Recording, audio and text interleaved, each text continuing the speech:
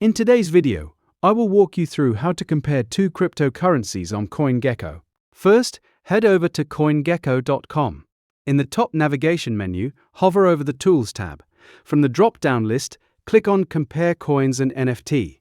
This brings you to a dedicated dashboard where you can start your analysis. Once you're on the comparison page, you'll see search bars. Type the name or symbol of the first project you want to analyze, let's say Bitcoin. Then, move to the second box and type your second coin, like Ethereum. Once selected, the table will automatically populate with real-time data. Look at the rows below. You'll see essential metrics like market cap. You can also use the toggle bar to view the fully diluted valuation. Use this to spot which coin has a higher valuation, or to see how their price volatility compares over the last day or week. Remember that a coin with a lower price can still be larger than a more expensive one depending on its total supply and market capitalization.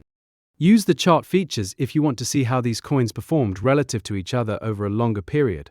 And that's it. You're now comparing crypto like a pro. You can use CoinGecko's built-in comparison tool to see how they stack up side by side. It's the fastest way to compare market caps, circulating supply, and performance. Keep researching, stay curious, and I'll see you in the next one.